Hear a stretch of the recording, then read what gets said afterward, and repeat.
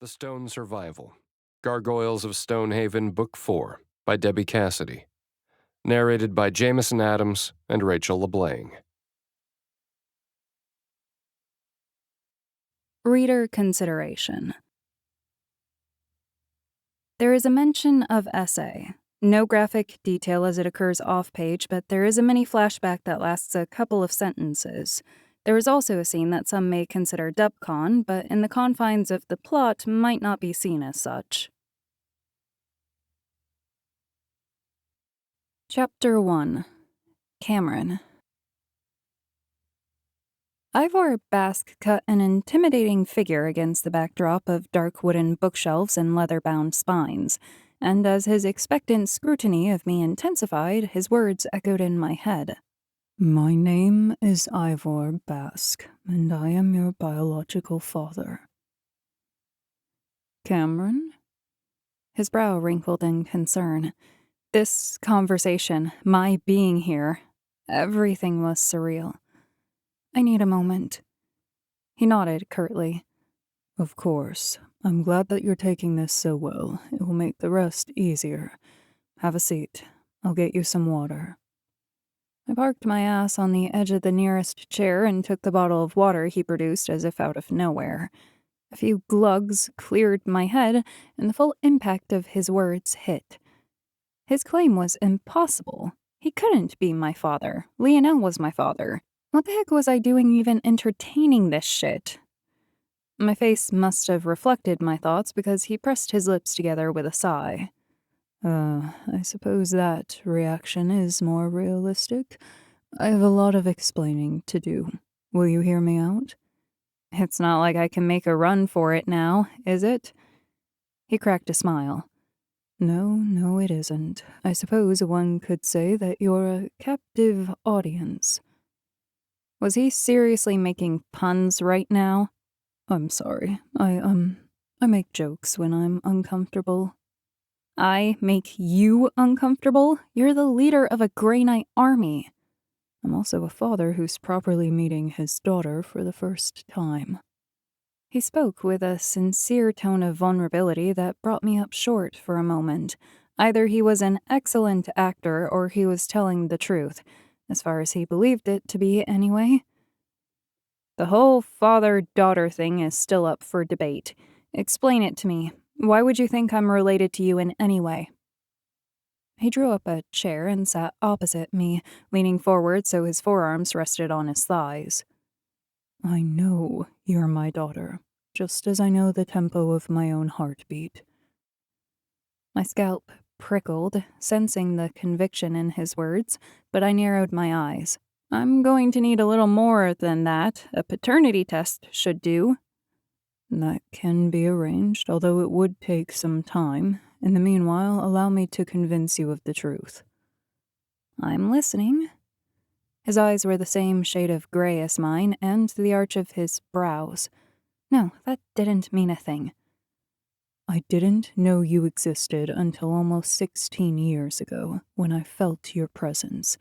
I tried to reach out to you, to connect with your mind, but you were a child and you were afraid. You blocked me out."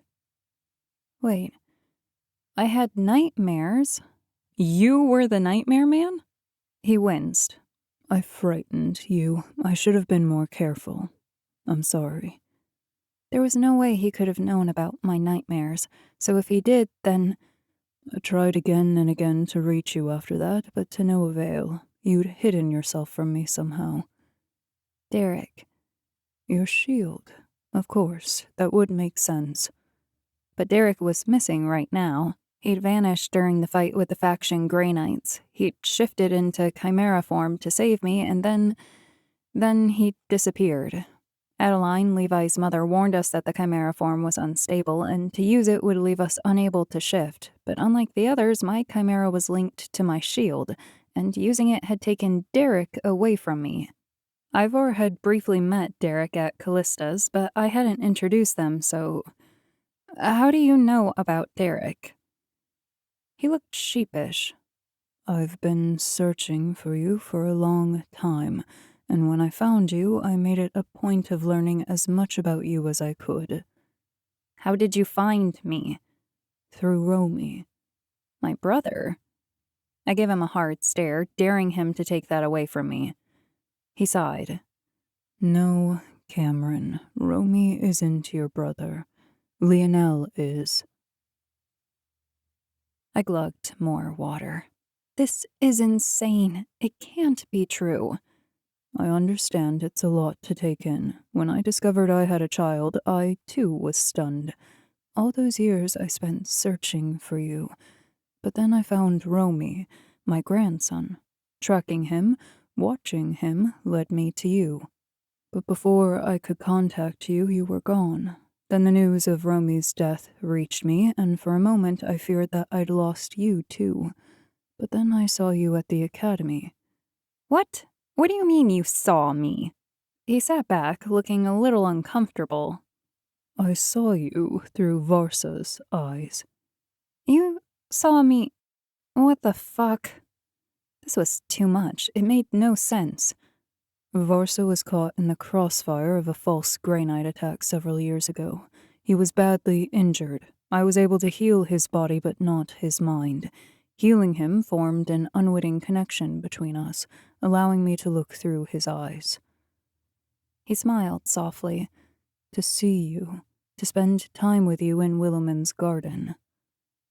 Oh God. That was you? Yes.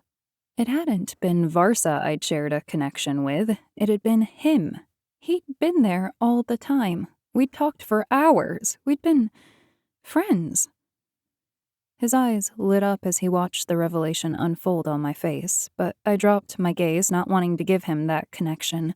Not yet. Not until I understood it all. He'd been there when Varsa died. Varsa's final words came back to me. I'll see you soon.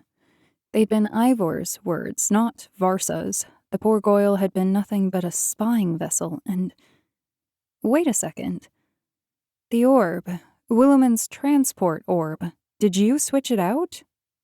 I did. I needed to get you out of the academy and here. Safe with me. I knew you were in danger there. That there were forces who wanted you dead. I admit it did not go to plan. Ignis was... He was a little overzealous in his approach. Overzealous was an understatement. He'd scared the shit out of me. He made me believe he could take me to Romy. We did have Romy's location for a short time, but he was moved to their main base, and we don't have that location. The faction. Yes. Silence fell between us, deep and introspective. Could it be true? Could he be my father? But if he was, then that would make me. I'm not a graynite. My mother was human, and graynites can't procreate with humans. But even as I said it, I knew it to be false. I had fae blood, which meant my mother hadn't been fully human, but... She loved Lionel. She had a contract with him, and... The woman who raised you was not your mother. What? I sat up straighter. You're lying. I'm not. When I found you, I had my people look for your mother, for the woman I loved, but there were no official registers of your birth, and on further investigation, I found that the woman who everyone believed was your mother was not my Melanie. My pulse thundered in my veins so that when I spoke, my voice sounded small and distant. Melanie. Yes, your real mother's name is Melanie. I've searched for her for years to no avail.